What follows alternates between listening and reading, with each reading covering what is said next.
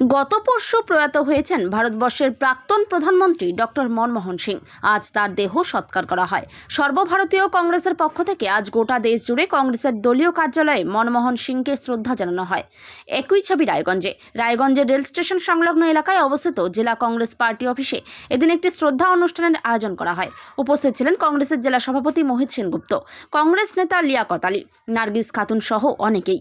Doctor Manmohan Singh এর জীবনাদর্শ এবং তার উন্নয়নমূলক কার্যাবলী নিয়ে এদিন আলোচনা হয়। তো যে সমস্যা সেটা নিবারণ করার জন্য পৌরসভা এবং প্রশাসন এবং আমাদের বিধায়ক সবাই মিলে 1 তারিখ থেকে গ্রামের টোটো গ্রামে চলবে, শহরের টোটো শহরে চলবে, এই যে বার্তা দিচ্ছে, তাতে পৌর প্রশাসক বলেছে যে অল পলিটিক্যাল পার্টিকে নিয়ে মিটিং করা হয়েছে, সুতরাং একা দায়বদ্ধতা তাদের নয়। কি বলবেন এই ব্যাপারে?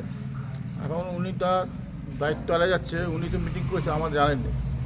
অল পলিটিক্যাল পার্টি বসতে কী বোঝা যায় না, আমার জানি, আর জাতীয় কংগ্রেসকে জানা হয়।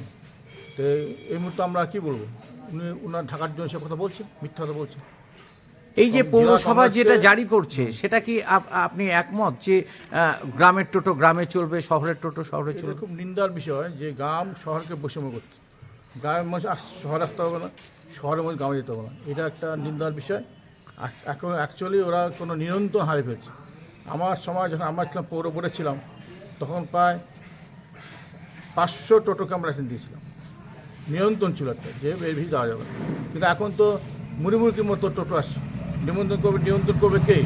নিয়ন্ত্রণ করবে প্রশাসক, করবে এইচডিও, করবে পৌর প্রশাসক, করবে, এটা করেনি।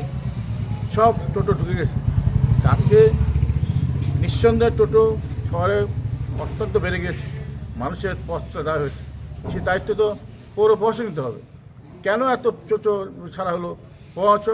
এইচডিও নিতে হবে। কেন এত টোটো সেল হলো? টোটো আটকাচ্ছে, টোটো বিক্রি হচ্ছে। এটা কোন ধরনের জিনিস? টোটো বিক্রি হচ্ছে শহরে ঢোকার জন্য, আবার টোটো আটকাচ্ছে। দুটো নিতে এক হতে পারে না, এই বৈষম্য। সেই জন্য এটা মনে করি খুব নিন্দার বিষয়। শহর গ্রাম ভাগ করে দেওয়া হচ্ছে, এর চলতে পারে না। সেই জন্য একটা রূপরেখা তৈরি করুক, পথ তৈরি করুক, যে সবাই চলবে, কীভাবে চলবে তারা বুঝবে, প্রশাসক বুঝবে, আর এইচডিও বুঝবে।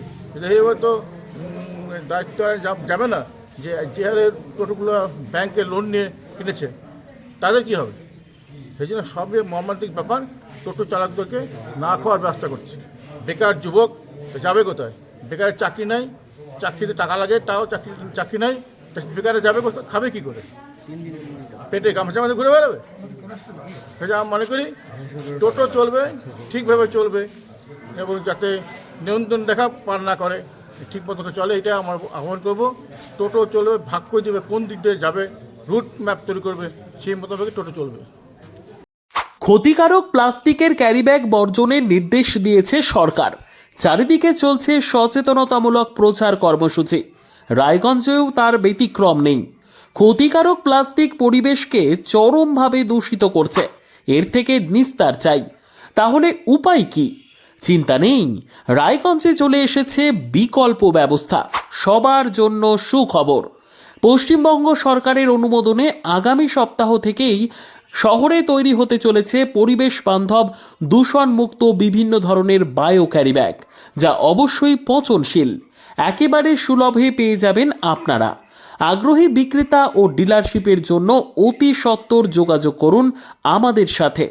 আমাদের ঠিকানা ইকো ক্যারি ইন্ডাস্ট্রিজ, জেলখানা মোড়, রায়গঞ্জ, উত্তর দিনাজপুর। আমাদের মোবাইল নম্বর 7001178352 অথবা 9434171272 অথবা 8250161082 অথবা 9800217806।